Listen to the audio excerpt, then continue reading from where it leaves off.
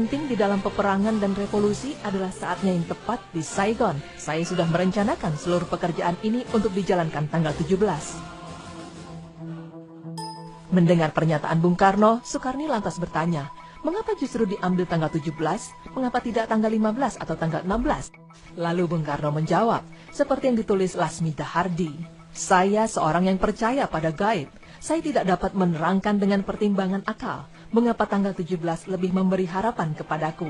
Akan tetapi saya merasakan di dalam kalbuku bahwa itu adalah saat yang baik. Angka 17 adalah angka suci.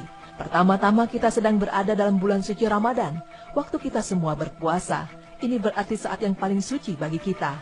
Tanggal 17 besok hari Jumat. Hari Jumat itu Jumat Legi. Jumat yang berbahagia. Jumat suci. Al-Quran diturunkan tanggal 17. Orang Islam sembahyang 17 rakaat. Oleh karena itu kesucian angka 17 bukanlah buatan manusia. Hingga akhirnya Bung Karno dan Bung Hatta kembali ke Jakarta.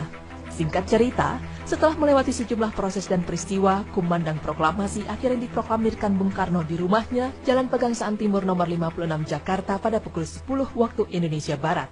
Namun pemirsa, ternyata ada fakta lain di balik pemilihan tanggal 17 Agustus 1945 tersebut.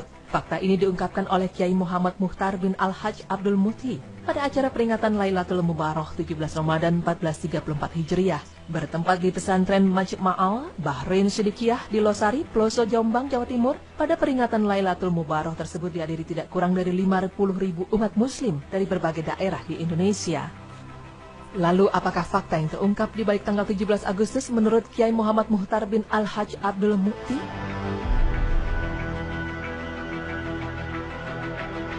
Pemirsa, kurang lebih 5 bulan sebelum kemerdekaan bangsa Indonesia diproklamirkan oleh Dwi Tunggal Soekarno-Hatta pada tanggal 17 Agustus 1945, pendiri negara antara lain Insinyur Soekarno mencari ulama tasawuf yang mempunyai tingkat mukasyafah atau inkisaf. Akhirnya Bung Karno bertemu dengan 4 orang ulama tasawuf, yaitu Syekh Musa Sukanegara Ciamis, Kiai Haji Abdul Mukti Madiun, Sang Alif atau R. Sosro Kartono Bandung, dan Kiai Haji Hasim Asy'ari Tebu Irang Cukir Jombang.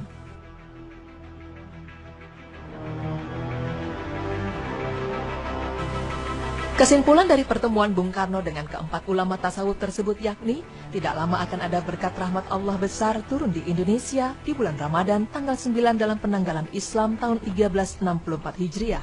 Hari Jumat Legi dan bila meleset harus menunggu 300 tahun lagi. Kelak di tanggal 9 Ramadan 1364 Hijriah yang jatuh bertepatan dengan 17 Agustus 1945 inilah, Soekarno-Hatta atas nama bangsa Indonesia memproklamirkan kemerdekaan Indonesia.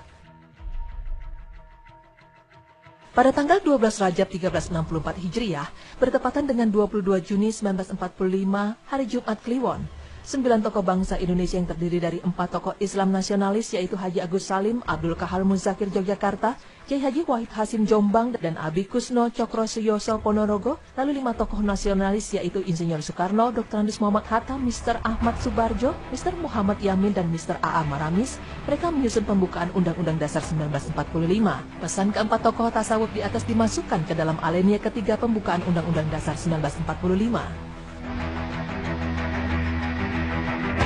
Isi pembukaan Undang-Undang Dasar 1945 alinea ketiga yaitu atas berkat rahmat Allah yang Maha Kuasa dan dengan didorongkan oleh keinginan luhur supaya berkehidupan kebangsaan yang bebas, maka rakyat Indonesia menyatakan dengan ini kemerdekaannya. Inilah kisah di balik pemilihan tanggal 17 Agustus 1945 sebagai hari kemerdekaan bangsa Indonesia yang belum banyak diketahui orang. Jadi kemerdekaan bangsa Indonesia itu atas berkat rahmat Allah yang Maha Kuasa.